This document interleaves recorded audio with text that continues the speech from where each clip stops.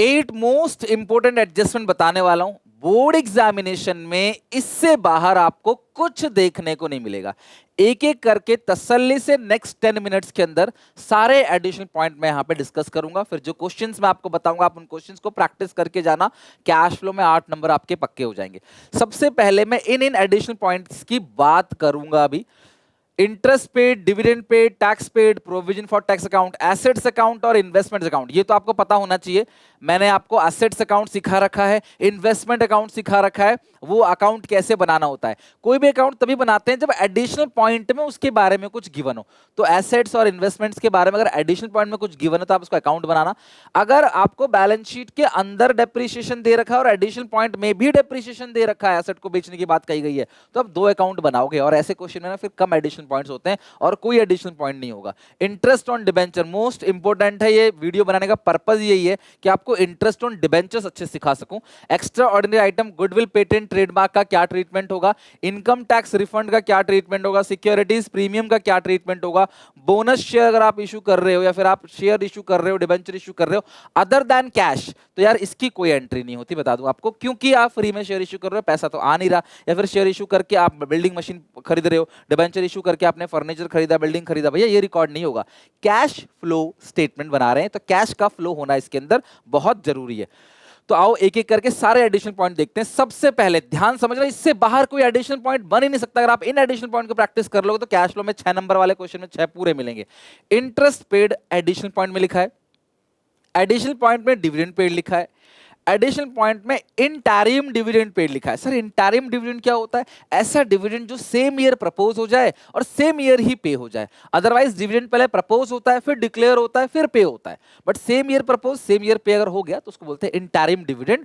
और अगर आपको ये एडिशनल पॉइंट मिल जाए, बट तो ध्यान समझना, ऑपरेटिंग में प्लस करोगे इंटरेस्ट एक्सपेंस के नाम से, ठीक है, या प्रपोज डिविडेंड के नाम से। फाइनेंसिंग में माइनस करोगे डिविडेंड पेड के नाम से, सेम अमाउंट या इंटरेस्ट पेड के नाम से। ऑपरेटिंग में प्लस, फाइनेंसिंग से माइनस, पहला ट्रीटमेंट। दूसरा, अगर आपको फुटनोट के अंदर प्रपोज डिविडेंड दिख जाए, बेटा प्रपोज डिविडेंड कभी भी बैलेंस शीट के अंदर नहीं दिख सकता।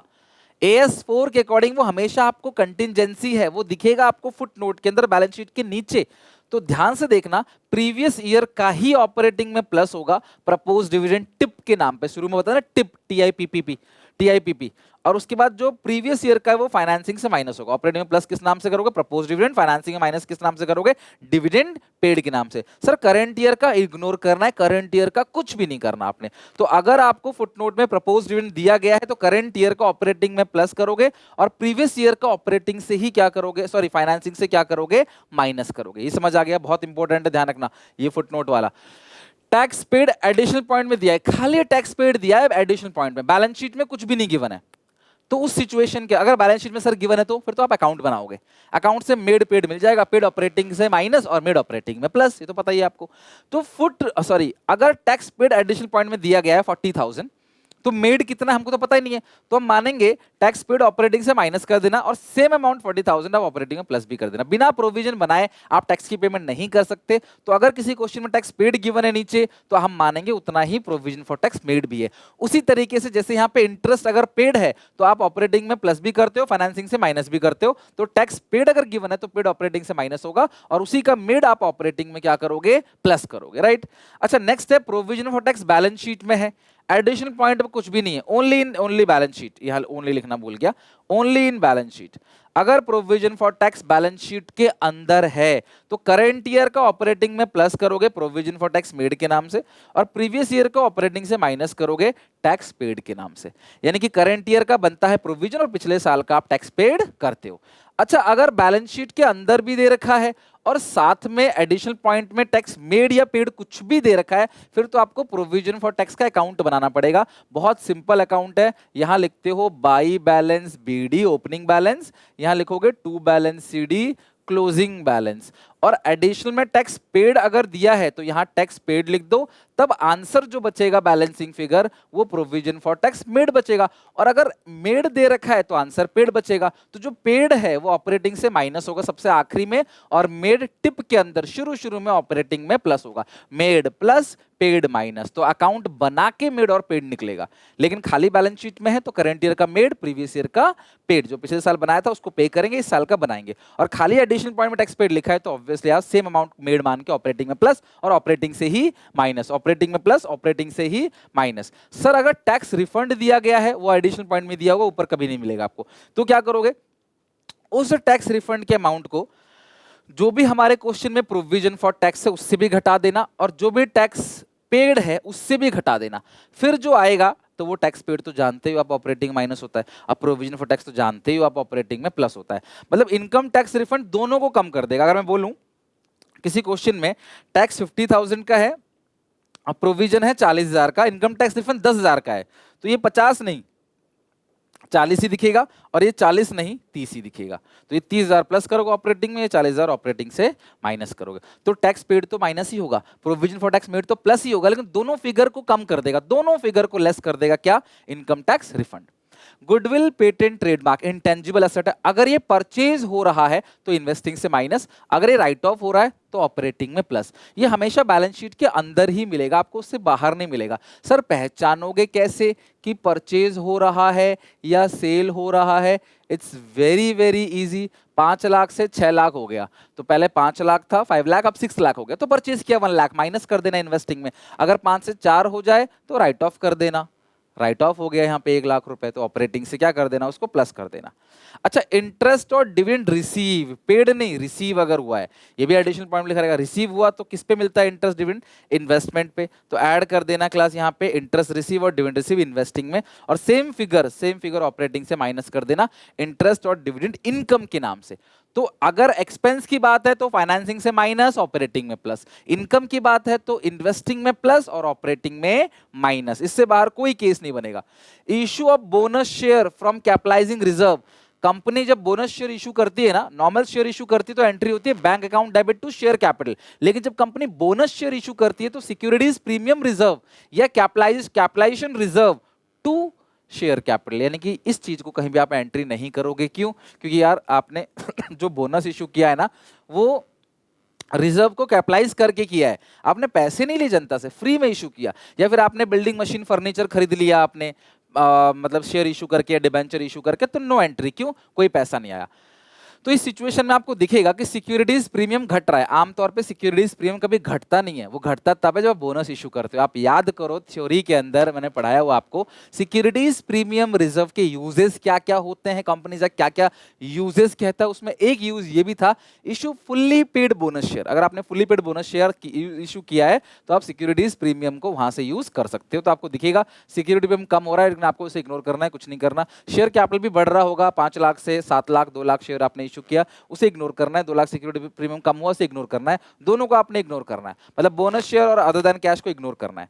Sir security premium additional point में अगर है तो दो जगह जाएगा, ऑपरेटिंग में plus, sorry security premium additional point में है ना तो फाइनेंसिंग में प्लस और ऑपरेटिंग में माइनस। ध्यान रखना, सिक्योरिटीज प्रीमियम एडिशनल पॉइंट में है तो प्रीमियम आ रहा है, फाइनेंसिंग में प्लस और ऑपरेटिंग में माइनस।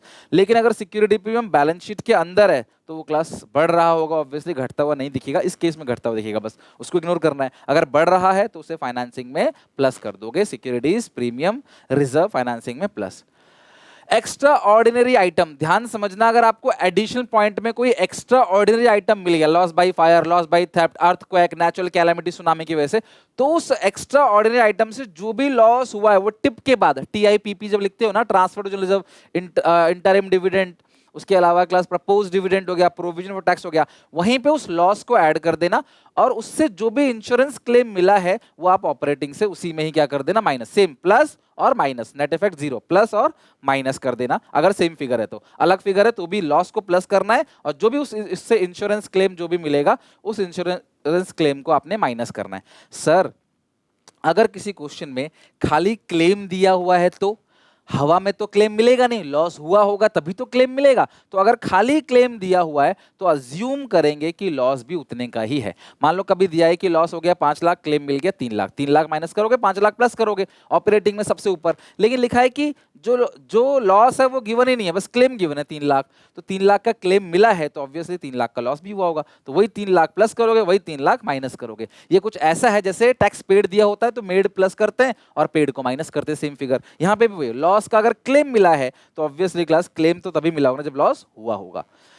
नाउ आखिरी में मोस्ट इंपोर्टेंट, जो बच्चे यहां तक वीडियो देख के छोड़ चुके होंगे ना, वो मेन चीज स्किप कर गए और तुम्हें पेपर में देख लेना डिबेंचर्स का इंटरेस्ट देखने को मिलेगा। तो ध्यान से अच्छे से समझो, अगर आपको बैलेंस शीट में 9% डिबेंचर्स, 10% डिबेंचर्स गिवन है और एडिशनल पॉइंट में कोई भी इंफॉर्मेशन गिवन नहीं है, तो भी तुम्हें इंटरेस्ट ऑन डिबेंचर अपने आप, इंटरेस्ट ऑन डिबेंचर हो, इंटरेस्ट ऑन लोन हो, क्योंकि ये चार्ज अगेंस्ट प्रॉफिट है, ये देना ही देना होता है, तो अपने आप ही तुम्हें इसका इंटरेस्ट का ट्रीटमेंट करना है। सर ट्रीटमेंट तो पता है, ऑपरेटिंग में प्लस, फाइनेंसिंग में माइनस, लेकिन कैलकुलेशन कैसे करेंगे वो है हमारा मुद्दा।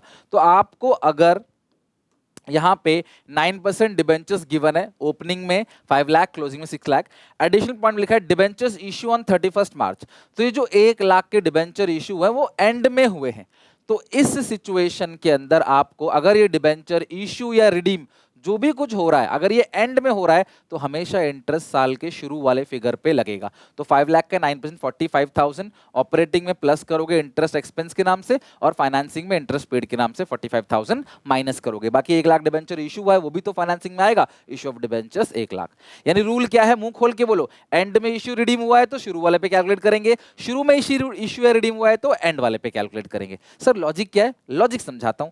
अगर साल के शुरू में, इमेजिन करो साल के शुरू में, इस डेट को ना 1 अप्रैल 23 भी बोल सकते हैं, बात बराबर है, जो पिछले साल का सीडी होता है वही इस साल का बीडी होता है, सेम।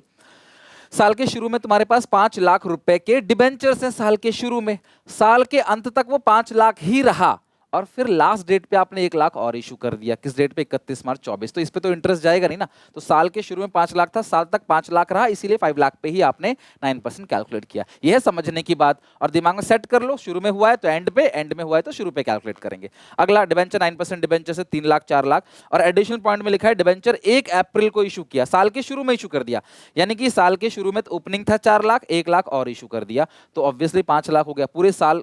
सॉरी 1 लाख क्या क्या एडिशनल डिबेंचर नहीं, ये इशू थोड़ी हुआ है, 4 लाख से 3 लाख हुआ है। डिबेंचर्स रिडीम ना, ये गलती से क्लास लाइन लिखा हुआ है, ये लिखोगे डिबेंचर रिडीम, डिबेंचर कम हो रहा है ना, डिबेंचर्स रिडीम। तो सुनो, साल के शुरू में कितना था, 4 लाख रुपए, और इसी डेट को 1 अप्रैल को आपने 1 लाख रुपए रिडीम कर दिया, माइनस कर दिया, तो साल के शुरू में ही तुम्हारे पास पहली तारीख को कितने डिबेंचर बचे, 3 लाख, और साल के एंड तक 3 लाख रहा है, इसीलिए 3 लाख पे 9% का इंटरेस्ट, 27,000 ऑपरेटिंग में प्लस, और ये फाइनेंसिंग से 27,000 माइनस हो जाएगा। बाकी 1 लाख के डिबेंचर्स आप रिडीम कर रहे हो, तो जो रिडीम करोगे वो भी आप क्या करोगे, फाइनेंसिंग से माइनस करोगे। आई होप आपको समझ आ गया। तो अगर शुरू में काम हो रहा है तो एंड वाले पे कैलकुलेट, देखो हो गया, एंड में काम हो रहा है तो शुरू वाले पे कैलकुलेट हो गया, बाकी इशू रिडीम तो आप लिखोगे लिखोगे। सर अगर खाली डिबेंचर्स लिखा है, अगर ऐसा लिखा है खाली डिबेंचर्स और नीचे कुछ नहीं लिखा है, अगर ऐसा लिखा है तो क्या करोगे, तो भैया इंटरेस्ट नहीं कैलकुलेट कर पाओगे क्योंकि रेट आपको गिवन ही नहीं है। तो अगर आपको रेट गिवन होता तो ही आप कैलकुलेट करते, but if rate is not given then how can you calculate interest on debentures. और इस सेम डिबेंचर के केस में नहीं है, लोन के केस में। तो ट्रीटमेंट क्या है, फाइनेंसिंग से माइनस और ऑपरेटिंग में प्लस। शुरू में काम हो रहा है तो एंड वाले पे कैलकुलेट करो, एंड में काम हो रहा है शुरू वाले पे, या फिर आप समझ के करो कि साल के शुरू में 5 लाख था, एंड में इशू किया है तो भैया ऑब्वियसली उस 1 लाख पे तो लगेगा नहीं, सीधे 5 लाख पे लगेगा। यहाँ शुरू में था 4 लाख रुपए और शुरू में 1 लाख रिडीम कर दिया, शुरू में ही दे दी, वापस कर दिया पैसा। तो अगर मैं मान लो किराएदार हूँ, किसी मकान वाले के कमरे में रहता हूँ और मैं 1 अप्रैल को ही कमरा खाली कर दूं, तो क्या पूरे अप्रैल का किराया मुझे देना पड़ेगा, नहीं देना पड़ेगा। तो ये 1 लाख रुपए आपने साल के शुरू में ही लौटा दिया, तो भैया उस 1 लाख में मुझे कोई भी इंटरेस्ट नहीं देना है, सिर्फ 3 लाख पे देना है, ठीक है। अच्छा, अगर मैं किसी का यहाँ कमरा किराए पे लेता हूँ अप्रैल के एंड में, है ना, 30 अप्रैल को लेता हूँ, क्या मुझसे उस महीने का किराया लेगा, वो नहीं, वो बोलेगा अगले महीने किराया देना, भैया अप्रैल को तो खत्म ही हो गया। तो उसी तरीके से ये जो डिबेंचर इशू किया गया है साल के एंड में इशू किया गया, तो इस साल तो ब्याज नहीं लगेगा ना, वो ब्याज अगले साल लगेगा, तो इस साल उस 1 लाख पे लगेगा नहीं, सीधे सीधे किस पे लगेगा, 5 लाख पे।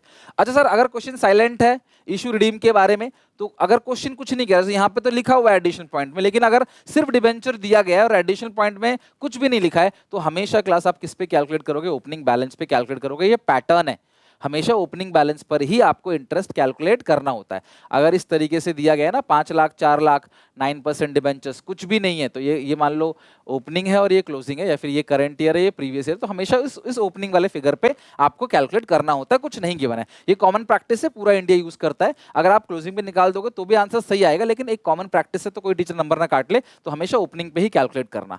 आई क्लास बात समझ। अब कुछ बच्चे एक लास्ट चीज पूछते हैं, सर अगर ऐसा हो शुरू में 0 है और एंड में 5 लाख है, या फिर शुरू में 5 लाख और एंड में 0 है, इस तरीके से कुछ है, तो जैसे शुरू में यहाँ 0 है और एंड में 5 लाख है, तो यार इस वाले क्वेश्चन के अंदर लोग इंटरेस्ट कैलकुलेट करते ही नहीं। क्यों? क्योंकि शुरू में 0 है, तो 0 का 9% क्या हो गया? 0। तो वो मानते हैं कि जो भी डिबेंचर इशू हुआ है या रिडीम हुआ है वो साल के एंड में हुआ है, ताकि ओपनिंग वाला क्या मान ले? 0 मान ले, और हमें कैलकुलेशन का लफड़ा ही खत्म।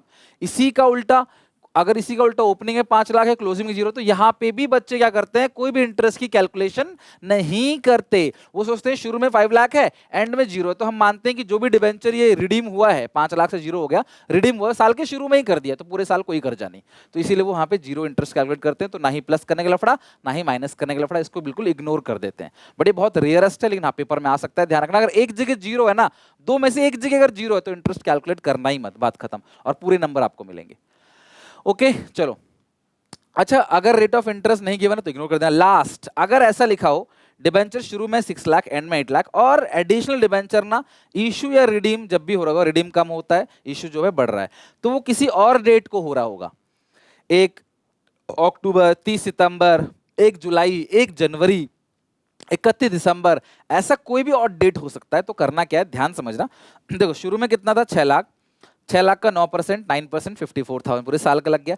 फिर जो और 2 लाख इशू किया वो अक्टूबर में इशू किया, तो अक्टूबर, नवंबर, दिसंबर, जनवरी, फरवरी, मार्च, 6 महीने का जो एक्स्ट्रा 2 लाख है उसका 9%, 6 मंथ का 9,000, टोटल इंटरेस्ट आ गया 63,000 का। ऑपरेटिंग में प्लस कर देना, फाइनेंसिंग से माइनस कर देना। ये बच्चे इस्तेमाल करते हैं, लेकिन मैं रेकमेंड करता हूं ये वाला, क्योंकि ये वाला बहुत आसान रहेगा, चाहे इशू हो चाहे रिडीम हो, आपको अपना फंडा चेंज नहीं करना। शुरू में कितना था? 6 लाख, और कब तक रहा? 1 अक्टूबर तक 6 लाख रहा, तो ये 6 लाख पे 9% 6 मंथ का आ गया 27,000।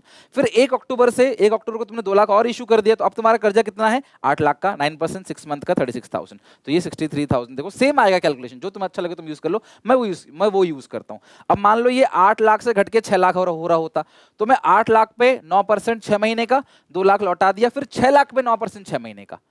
और अगर इसी तरीके से जुलाई को 1 जुलाई को इशू होता, तो मैं इस 6 लाख पे 9% 3 महीने का लगाता, यानी अप्रैल मई जून, फिर जुलाई को 2 लाख और इशू कर दिया, तो बाकी 8 लाख पे 9% 9 मंथ्स का लगाता, और फिर वो इंटरेस्ट टोटल आता ऑपरेटिंग में प्लस, फाइनेंसिंग से माइनस। तो इंटरेस्ट ऑन डिबेंचर मोस्ट है, इसको बिल्कुल भी आपने स्किप नहीं करना है, इसको अच्छे से आपने प्रैक्टिस करके जाना है एग्जामिनेशन से पहले, इंटरेस्ट ऑन डिबेंचर। ओके।